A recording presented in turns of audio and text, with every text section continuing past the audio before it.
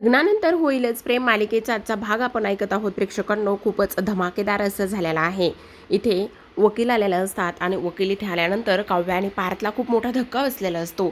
आता लगेचच इथे वकील आल्यानंतर काव्या म्हणत असते, या ना तुम्ही आला आहात ना, तर बाप्पाचं दर्शन घ्या ना.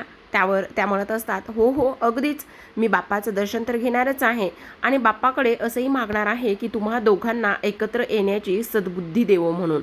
असं म्हणून त्या दर्शन घेतात आणि काव्या आणि पार्थ बाजूला जाऊन म्हणत असतात की ह्या वकील इथे आलेल्या आहेत आणि आपल्या ह्या काउन्सलर आहेत, ही गोष्ट घरात कोणालाही कधीही कळता कामा नये, समजलं. त्यावर पार्थ म्हणत असतो, नाही समजणार. त्यावर काव्या म्हणत असते, पण त्यासाठी काहीतरी करावं लागणार आहे ना, तरच ती गोष्ट नाही समजणार ना. तेवढ्यातच तिथे आता मानिनी आलेली असते. मानिनी आल्याबरोबरच ती म्हणत असते, ह्या कोण, असं म्हटल्याबरोबर आता सगळ्यांचे चेहरे पडलेले असतात. काव्या पार्थला तर खूप मोठा धक्का इथे बसलेला असतो. तर इकडे लगेचच आता जीवा आणि नंदिनीचे वकील आलेले असतात आणि ते म्हणत असतात की मला इथे कसल्या गोष्टीसाठी बोलवलेलं आहे, किंवा तुम्हाला तर माझी आठवण नाही आलेली आहे. आता बघा ना, तुम्ही डिवोर्स फाईल करून इथे 1 महिनासुद्धा होऊन गेलेला आहे. पण मी इथे का आलेलो आहे, खरं तर बाप्पाच्याच मनात असेल. आज मला तुमच्यासोबत 1 महिन्याबद्दल थोडंसं डिस्कस करायचं आहे, चर्चा करायची आहे आणि त्यामुळेच मी तुमची मतं 1 महिन्यात कशी बदललीत का आणखी काही त्यामध्ये वेगळं काही झालेलं आहे हे जाणून घेण्यासाठी इथे आलेलो आहे. त्यावर लगेचच आता जीवा म्हणत असतो, पण आत्ता हे सगळं करणं गरजेचं आहे का? म्हणजे बघा ना, आता घरी बाप्पा आलेले आहेत आणि अशा ह्या धावपळीच्या दगदगीच्या ह्याच्यामध्ये तुम्ही आमच्यासोबत कसं डिस्कस करू शकतात?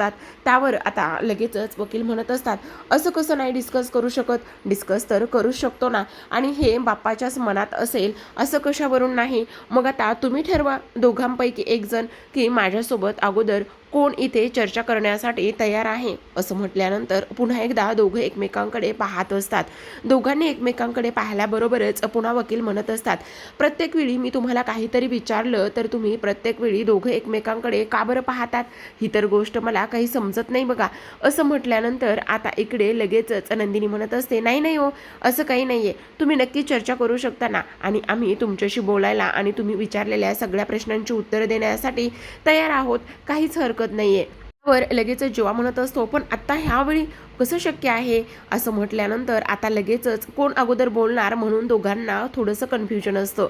तेव्हा तिथे लगेचच आता इथे आश्रमातील काही मुली आलेल्या असतात आणि काही मुली आल्याबरोबरच त्या म्हणत असतात, अरे जीवा दादा चल ना प्लीज, मोदक बनवायचे आहेत, आम्हाला तू मोदक शिकवणार होतास ना, चल ना प्लीज.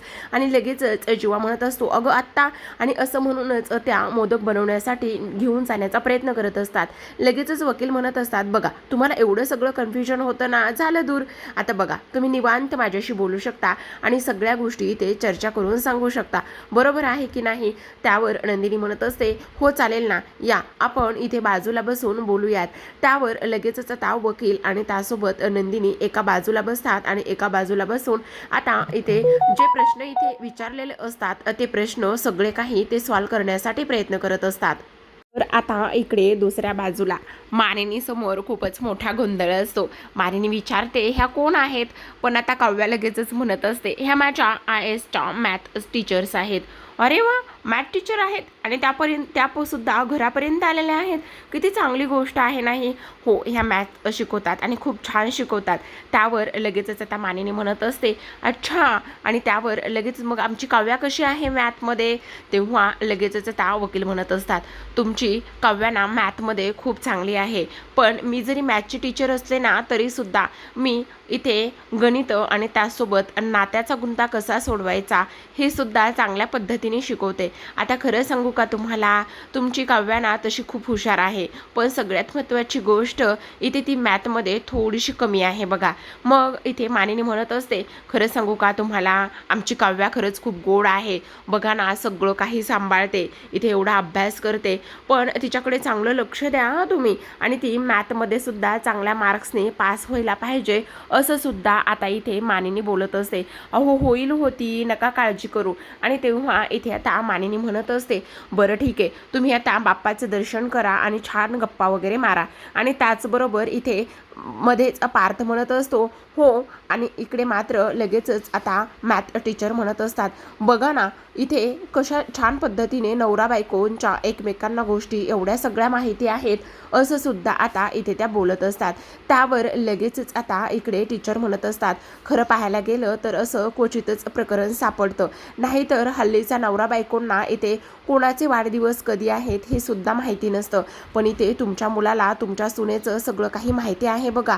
हो, ते तर आहेच बघा. आणि त्याचबरोबर आमची काव्या खरंच खूप गुणी आहे, घरातील प्रत्येक गोष्टीमध्ये तिचा ती सहभाग दाखवते आणि प्रत्येक गोष्ट अगदीच व्यवस्थित करण्याचा प्रयत्न करत असते, अशी आमची काव्या आहे, असं आता इथे ती बोलत असते. बरं काव्या, मला ना इथे शेजारच्या आजींकडे जाऊन यायचं आहे. घरामध्ये आता मिथुन काका पिहूसाठी तिला लालबागला घेऊन गेलेले आहे, तिला गणपती पाहायचा आहे. जीवा आणि त्यासोबत नंदिनी तर इथे आश्रमामध्ये गेलेले आहेत आणि त्यामुळे आता तूच घरामध्ये आहेस, त्यामुळे ह्यांच्या चहा कॉफीचं नाश्त्याचं वगैरे तू बघ आणि तेव्हा मला येण्यासाठी थोडासा वेळ लागणार आहे आणि तुम्ही बी कम्फर्टेबल, असं म्हणूनच आता मानिनी बोलत असते आणि हसत असते. आणि त्याहून सगळ्यात महत्त्वाची गोष्ट म्हणजेच की हे बघ, आता इथे किचनमध्ये जरा पुरणपोळीचं पण तेवढं बघून घे, बाकी सगळी तयारी करून ठेवलेली आहे, पण पुरणपोळ्या तेवढ्या राहिल्यात, तेवढं तुला जमलं तर बघ, तोपर्यंत मी येतेच, असं भरभरून इथे आता मानिनी बोलत असते आणि घरातील प्रत्येक गोष्ट सांगत असते. त्याचबरोबर त्या दोघी मायलेकी गच्चीवर मी त्यांना कामाला लावलेला आहे आणि त्यामुळे तुला काळजी करण्याची काहीच गरज नाही, असं इथे ती बोलत असते. त्याचबरोबर मानिनी म्हणत असते, बरं ठीक आहे, मी आता येऊ का, असं म्हणून मानिनी तिथून निघून जात असते. मानिनी गेल्याबरोबरच आता वकील इकडे पार्थ आणि काव्याकडे वळण्याचं काम करतात. त्या इथे म्हणत असतात, आता काय बोलायचं बाबा, इथे तर तुमच्या सासूला खूपच भरभरून तुमचं कौतुक आहे. त्यावर लगेचच आता इथे काव्या म्हणत असते, त्या आहेतच तेवढ्या गोड, माझ्या सासूबाई खूप छान आहेत, खूप प्रेमळ आहेत, प्रत्येक गोष्टीत इथे मला मदत करतात आणि माझी काळजीसुद्धा घेतात. आणि त्याचबरोबर इथे लगेचच आता वकील म्हणत असतात, अच्छा हे सगळं असं आहे तर म्हणजे तुमची सासू तुमच्यावर भरभरून प्रेमसुद्धा करते, असं म्हटल्यानंतर ती म्हणत असते, हो अगदीच करत आहे ना, आणि त्या तेवढ्याच गुणी आहेत, असं म्हटल्यानंतर आता मला इकडे पुरणपोळी बनवायची आहे, मी येते, असं म्हणून ती किचनमध्ये निघून जाते. आता इकडे मात्र लगेचच वकील नंदिनीकडे वळत असतात. नंदिनीला सुद्धा त्यांना बऱ्याच काही गोष्टी इथे विचारायच्या असतात. आता खरं तर वकील म्हणत असतात, आता मला एक गोष्ट सांगा, तुमच्या लग्नाला जवळपास आता बरेच दिवस उलटून गेलेले आहेत आणि त्याहूनही सगळ्यात महत्त्वाची गोष्ट म्हणजे आता डिवोर्स फाईल करून तुम्हाला 1 महिना झालेला आहे, तुमच्याकडे फक्त आता इथे 6 महिने आहेत. मग 1 महिना झाल्यानंतर मला एक गोष्ट सांगा की ह्या 1 महिन्यामध्ये काय गोष्टी बदलल्यात किंवा तुमच्यासोबत काय घडलेलं आहे, असं इथे वकील म्हणतात. त्यावर खरं तर नंदिनी म्हणते, हे 1 महिन्यामध्ये बरेच काही बदल झालेले आहेत, माझ्या आयुष्यामध्ये खूप काही गोष्टी घडल्यात, माझ्या आयुष्यामध्ये अनेक संकटे आलेत, ज्या संकटामध्ये मी खूप डगमगली होती आणि मला स्वतःला सिद्ध करावं लागलं आणि ते स्वतःला सिद्ध करत असताना घरातील इतर लोकसुद्धा माझ्यासोबत होते. काव्या, पार्थ, त्याचबरोबर सासूबाई हे सगळेजण सोबत होते, पण त्याहूनही सगळ्यात महत्त्वाची व्यक्ती माझ्यासोबत होती, ती म्हणजेच की जीवाने ह्या सगळ्या गोष्टीमध्ये माझ्यावर असलेला अविश्वास किंवा विश्वास थोडासुद्धा डगमगू दिला नाही. त्यांचा तो ठामपणे असलेला माझ्यावरचा विश्वास आणि मला स्वतःला सिद्ध करण्यासाठी दिलेली ती साथ, हे सगळं अगदीच वाखाणण्याजोगं होतं, असं इथे नंदिनी वकिलांना सांगत असते. खरं पाहायला गेलं तर इथे जीवासारखं माणूस होणं शक्यच नाही आहे. माझ्या चेहऱ्यावर थोडंसुद्धा इथे अस्वस्थता किंवा माझ्या चेहऱ्यावरील हसू गायब झालं तर ते हसू टिकवण्याचा इथे जीवाने अतोनात प्रयत्न केलेला आहे, असं इथे ते सांगत असतात. त्याचबरोबर इकडे जीवाचा आणि त्याचबरोबर इथे त्या मुलींचा खळखळून हसण्याचा आवाज येत असतो. लगेचच आता वकील इथे म्हणत असतात, मला एक गोष्ट सांगा नंदिनी, इथे जो माणूस दुसऱ्याच्या आयुष्यामध्ये एवढा आनंद आणि त्याच्यामुळे एवढी लोक हसत असतील तरीसुद्धा तुम्हाला त्यांच्यापासून वेगळं व्हायचं आहे का, तरीसुद्धा तुम्हाला त्यांच्यापासून घटस्फोट हवा आहे का, असा इथे वकिलांचा नंदिनीला तो विचारलेला प्रश्न असतो. आणि तेव्हा नंदिनी विचारामध्ये हरवलेलीच असते. तर इकडे आता दुसऱ्या बाजूला वेळ असते ती म्हणजेच की वकिलाची पार्थवर. आता ते म्हणत असतात, मग काय चाललेलं आहे तुमचं, बोला ना. आता केस फाईल करून जवळपास 1 महिना उलटून गेलेला आहे. ह्या 1 महिन्यामध्ये तुमची गाडी कुठंपर्यंत पोहोचली आहे आणि तुमच्या अशा वागण्यावरून तर बहुतेक तुम्ही त्यांच्या प्रेमातच पडलात असंच दिसत आहे. इथे खरं पाहायला गेलं तर हल्लीच्या इथे जोडप्यांना इथे एकमेकांचे लग्नाचे वाढदिवस किंवा इथे एकमेकांचे आपले जन्म वाढदिवस की ते सुद्धा इथे माहिती नसतात. पण तुम्ही तर इथे काव्याच्या छोट्या मोठ्या गोष्टी लक्षात ठेवत आहात. तेव्हाच आता इथे पार्थ म्हणत असतो, खरं पाहायला गेलं तर आता मी प्रेमात तर पडलेलोच आहे, पण इथे हे मैत्रीरूपी प्रेम मला पुन्हा पुन्हा बहरून द्यायचं आहे. जी घटस्फोटाची गाडी आहे ना, त्या घटस्फोटाच्या इथे सगळ्या वाटेवर किती काटे आहेत, किती काय काय आहे, हे सगळं मला इथे काव्याला जाणून द्यायचं आहे. आणि काव्या इकडे बाजूलाच पुरणपोळी बनवत असते किचनमध्ये. त्यांना मला जाणून द्यायचं आहे की घटस्फोट करणं एवढा सोपं नाही आहे. घटस्फोट घेत असताना किंवा घटस्फोट झालेल्या व्यक्तींच्या आयुष्यामध्ये खूप काटे असतात आणि मला ते जाणीव करून द्यायची आणि आपलं लग्न कसं व्यवस्थित असेल, कसं टिकेल हे सुद्धा जाणीव करून द्यायचं आहे त्यांना. असं म्हणता क्षणी काव्याच्या हातून किचनमधून एक भांडं पडल्याचा आवाज येतो. त्यावर लगेचच पार्थ म्हणत असतो, का काय झालं काव्या, काय पडलेलं आहे तुमच्या हातून. त्यावर ती म्हणत असते, नाही काही नाही, एक भांडं पडलं होतं. त्यावर आता लगेचच इथे पार्थ म्हणत असतो, हो आता फिसकरलेली मांजर तिथे आहे म्हटल्यावर भांडी तर पडणारच ना. असं म्हणूनच आता लगेचच इकडे वकील म्हणत असतात आणि तेव्हा काव्या चिडते. तर आता लगेचच पार्थ इथे त्याच्या दोन्ही हातांनी दोन्ही कान पकडतो आणि त्याला सॉरी म्हणत असतो. आता तिला सॉरी म्हणताना त्याचा तो क्यूट झालेला फेस इथे काव्या आणि सोबतच वकील दोघे सुद्धा बघत असतात. शकण्णो खरं पाहायला गेलं तर खूपच मजा मस्ती ही लोक करत असतात आणि एवढा आनंद म्हणून त्यांना होत असतो ना की काही विचारू नका. आता सगळ्यात महत्त्वाची एक गोष्ट झालेली असते आणि सगळ्यात महत्त्वाची गोष्ट म्हणजेच की बघा, आता इकडे ज्या काही वकील आहेत, वकिलांच्या तर आता ह्या सगळ्या गोष्टी निदर्शनास आलेल्या असतात. म्हणजे पहा ना आता कशा पद्धतीने इथे पार्थ काव्यासोबत इथे हे करत असतो. आणि तेव्हा वकील म्हणत असतात, खरं सांगू का, इथे त्यांना त्रास होतोय किंवा तुम्ही त्यांना फिसकरलेली मांजर वगैरे म्हणताय, तर सगळ्यात जास्त ही मुवमेंट तुम्हीच एन्जॉय करताय. त्यावर लगेचच त्या पार्थ म्हणत असतो, हो मी फक्त ही मुवमेंटच नाही, इथे मी प्रत्येक गोष्ट आणि प्रत्येक इथे सगळं काही त्यांच्यासोबत घालवलेला वेळ सगळं मी एन्जॉय करत आहे. त्यावर आता वकील म्हणत असतात, म्हणजे मला एक कळलं नाही आहे. त्यावर पार्थ म्हणत असतो, आता बघाच ह्या 6 महिन्यामध्ये मी कशा पद्धतीने त्यांना माझ्या बाजूला वळवतो आणि कशा पद्धतीने त्यांना लग्न आणि मी किती इम्पॉर्टंट आहे हे सगळं जाणीव करून देतो. तर इकडे आता वकील म्हणत असतात, मग तरीसुद्धा तुम्हाला या माणसाला गमवायचं आहे का, किंवा तरीसुद्धा हे माणूस इतरांच्या आयुष्यामध्ये आनंद घेऊन येते, तर त्या माणसाला तुम्हाला सोडायचं आहे, तरीसुद्धा तुम्हाला घटस्फोट हवा आहे का, असं वकिलांचं म्हणणं असतं. त्यावर लगेचच आता नंदिनी म्हणत असते. नंदिनी म्हणते, खरं सांगू का सर, मी आता प्रयत्न करणं सोडून दिलं आहे आणि मी जर प्रयत्न करत राहिले आणि पुन्हा जर माझ्या वाटेला माझ्या पदराला इथे हारच आली तर मग मी काय करायचं आहे. त्यामुळे मला असं आता इथे हरलेलं नाही स्वतःलाच पाहायचं. तेवढ्यातच आता जीवा आणि सगळेजण इथे हसत आलेले असतात. त्यावर नंदिनी म्हणत असते, का काय झालेलं आहे, एवढं कसला गोंधळ सुरू आहे. अगं बघ ना, ह्यांना मोदकच जमत नव्हते, कोणाच्या हाताला पीठ चिटकत होतं तर कोणाला ते जमत नव्हते वळण्यासाठी. आणि फायनली हार मानने वाले की कभी जीत नाही होती. आणि बघ फायनली प्रयत्न अंती परमेश्वर असं म्हणतच मोदक बनलेला आहे. आता लगेचच ते सगळेजण आतमध्ये पुन्हा राहिलेले मोदक बनवण्यासाठी निघून जातात. आणि तेव्हाच आता वकील पुन्हा नंदिनीला म्हणत असतात, बघितलं, हार मानने वाली की कभी जीत नाही होती. आता नाहीतर तुम्ही जर प्रयत्न सोडले तर नियती प्रयत्न करेल, ही मात्र गोष्ट लक्षात ठेवा. असं म्हणूनच वकिलांनी नंदिनीचा टाटा बाय करूनच निरोप घेतलेला असतो. पण नंदिनीच्या मनामध्ये खूप काही गोष्टी त्यांनी इथे पेरलेल्या असतात आणि त्यामुळे नंदिनी आता प्रयत्न करेल का, किंवा ह्या सगळ्या गोष्टी ते टिकून ठेवण्यासाठी ती काय करू शकते हे पाहणं खूपच इंटरेस्टिंग असतं.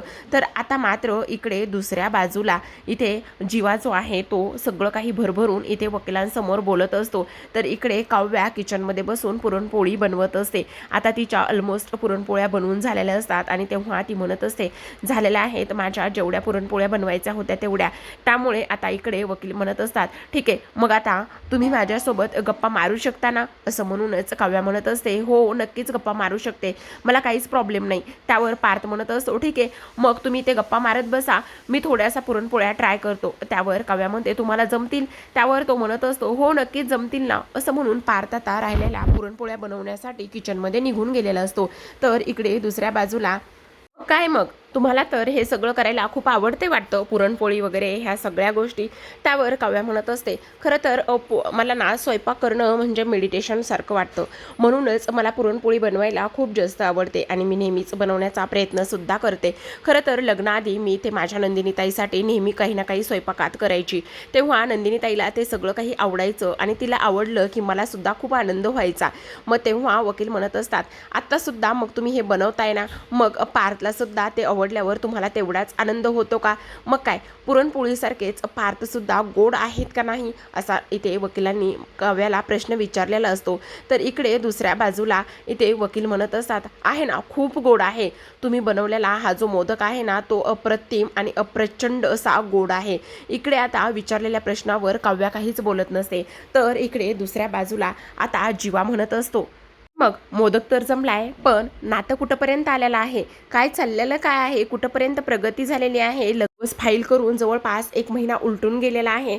त्यावर आता जीवा म्हणत असतो, नंदिनीला हसवण्यासाठी मी खूप प्रयत्न करत आहे. त्यावर इथे ते म्हणत असतात, नंदिनीला हसवण्यासाठी प्रयत्न करणं वेगळं आणि लग्न टिकवणं वेगळं. त्यावर जीवा म्हणतो, त्याकरिता तर मी खूप जास्त माती खाल्लेली आहे, पण आता नवीन मातीमध्ये रोपटं लावून ते बहरण्याचा प्रयत्न करत आहे, नंदिनीला हसवण्यासाठी प्रयत्न करत आहे. तेवढ्यातच नंदिनीच्या चेहऱ्यावरचं हसू आठवत असतं आणि ती तिथून हसताना जात असते. नंदिनी हसतच म्हणत असते, मोदक तर खूप छान बनलेत. त्यावर लगेचच आता इकडे जे वकील आहेत ते म्हणत असतात, नंदिनीच्या चेहऱ्यावरचा हसू किंवा आनंद तर तुम्ही परत आणाल, पण लग्नाचं काय, लग्नानंतर होईलच का तुमचं प्रेम, असं म्हटल्यानंतर किंवा लग्न तुमचं टिकेल का, असं म्हटल्यानंतर जीवा हा वकिलांकडे बघतच असतो. कारण वकिलांनी असं सांगितलेलं असतं, बघा लग्नानंतर प्रेम होणं हे खूप जास्त महत्त्वाचं आहे, असं बोललेले असतात. त्यावर लगेचच आता इकडे वकिलांनी जो काव्याला प्रश्न विचारलेला असतो की पार्थ हे पुरणपोळीसारखे गोड आहेत का, त्यावर आता काव्या म्हणत असते, सॉरी पण ह्या सगळ्या गोष्टींचा मी आता विचार करणं सोडून दिलेला आहे. खरं पाहायला गेलं तर मी माझ्या अभ्यासावर सगळ्यात जास्त आणि खूप जास्त प्रयत्न करत आहे, असं काव्याचं म्हणणं असतं. सांगू का, लग्न ही खूप मोठी जबाबदारी आहे आणि त्याचबरोबर मी आणखी त्याच याच्यामध्ये आहे, त्याच विचारामध्ये आहे की लग्न हे मला पेलेल की नाही, मला जमेल की नाही. आणि आम्ही डिवोर्स फाईल केलेला आहे, ही सुद्धा गोष्ट आम्ही आणखी घरामध्ये सांगितलेली नाही आहे, आम्ही ती इतरांपासून आणि सगळ्यांपासून लपूनच ठेवलेली आहे, असं काव्या सांगत असते. वकील म्हणत असतात, कसं आहे ना, सगळ्यात महत्त्वाचं म्हणजेच की नवरा बायको जेव्हा एका छताखाली राहतात ना, तेव्हा त्यांचं सुंदर घर होतं. मग पार्थमध्ये तुम्हाला तुमचं घर दिसत नाही आहे का काव्या? तर काव्या म्हणत असते, नाही नाही नाही, खरं तर सांगू का, मी आता ना इथे ह्या सगळ्या गोष्टींकडे लक्ष देत नाही आहे, मी आता फक्त आणि फक्त इथे माझ्या अभ्यासाकडे फोकस करण्याचा प्रयत्न केलेला आहे. आणि त्यावर इथे लगेचच आता त्या म्हणत असतात, अहो नकाच लक्ष देऊ, ते काय फक्त टाईमपास करताय. आणि हे सगळं बोलल्यानंतर काव्याला राग येतो. काव्या म्हणत असते, काय काय बोलताय काय तुम्ही, हे पार्थ देशमुख आणि टाईमपास, तुम्ही असं कसं बोलू शकता, पार्थ देशमुखला टाईमपास वगैरे असं बोलणं तरी तुम्हाला कसं जमलं, असं म्हणूनच काव्या आता भडकलेली असते. ती सुद्धा वकिलांवरती ती म्हणते, मी नीट ओळखत सुद्धा नाही पार्थ देशमुखांना, त्यांच्याबद्दल काही माहिती नसताना तुम्ही त्यांच्याबद्दल मतं कशी काय मांडू शकता. हो, तुम्हाला कळते का तुम्ही काय बोलताय? एखाद्या माणसाबद्दल काही माहिती नसताना आपण त्याच्याबद्दल असं मत मांडू नये. तुम्हाला माहिती आहे, विक्रम काकांच्या बिझनेसमध्ये पार्थच मदत करतात आणि विक्रम काकांच्या बिझनेसमध्ये इथे भरभराट आलेली आहे, तर ती फक्त पार्थमुळे आलेली आहे. घरातील लोकांना, इतर लोकांना काय हवंय काय नको ते सगळं काही पार्थच बघतात. आणि तुम्हाला माहिती आहे का, भारतातील टॉप 3 आर्किटेक्टपैकी एक आर्किटेक्ट म्हणून ओळखले जाणारे पार्थ देशमुख आहेत, असं भरभरून काव्या इथे जे काही पार्थ आहे त्याच्याबद्दल बोलत असते. तर पार्थ इकडे बघतच असतो. तेव्हा काव्या म्हणत असते, लग्नासाठी मुलगा कसा हवाय हे प्रत्येक मुलीचं स्वप्न असतं, तर पार्थ अगदीच त्या मुलीच्या स्वप्नातला राजकुमार आहेत, असं सुद्धा काव्या इथे बोलत असते. प्रत्येक मुलीला हवासा वाटणारा जोडीदार म्हणजेच की इथे पार्थ देशमुख, असं काव्या बोललेली असते. काय हो तुम्ही म्हणताय ते टाईमपास असं म्हटल्यानंतर काव्याला समजलेलं असतं तिने काय माती खाल्लेली आहे आणि काय बोललेलं आहे. तिला तर आता काय करावं काय नाही या गोष्टी कळतच नसतात. वकील तर अगदी आश्चर्यानेच त्यांच्याकडे बघत असतात. काव्या लगेचच आता गणपतीच्या पुढे जाते आणि निरंजनात फक्त उगाचच टाईमपास करण्याचा प्रयत्न करत असते. त्यावर वकील म्हणत असतात, पार्थ जर कुठल्याही मुलीला पार्टनर म्हणून चालू शकतो तर तुम्हाला का नाही चालू शकत तो? तुम्ही जर पार्थ देशमुखांचं एवढं छान पद्धतीने मन वाचू शकता तर संसार का नाही त्यांच्याबरोबर करू शकत तुम्ही? प्रत्येक वेळी आपल्या आयुष्यामध्ये असलेले प्रॉब्लेम सॉल्व्ह करण्यासाठी अशा एखाद्या व्यक्तीला पाठवतो की जी व्यक्ती आपल्या आयुष्यामध्ये येईल आणि ते सगळे प्रॉब्लेम इथे सॉल्व्ह करेल. त्यामुळे पार्थ देशमुखांना तुमच्या आयुष्यामध्ये जाऊ देऊ नका. युनिव्हर्स इथे असं काहीतरी घडवून ठेवलेलं असतं किंवा युनिव्हर्सने असं काहीतरी इथे लिहून ठेवलेलं असतं जे आपल्या आयुष्यामध्ये इथे घडणारच असतं, असं वकील इथे बोलत असतात. आणि ह्या सगळ्या गोष्टीवरती तुम्ही एकदा विचार करा, असं आता वकील इथे गणपतीच्या साक्षीनेच इथे काव्याला सांगत असतात आणि काव्याचा निरोप घेऊन त्या तिथून निघून गेलेल्या असतात.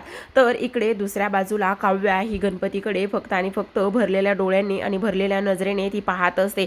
तिच्या मनामध्ये अनेक विचारांचं थैमान झालेलं असतं. तिला काय बोलावं काय नाही ह्या गोष्टी मात्र अजिबातच समजत नसतात.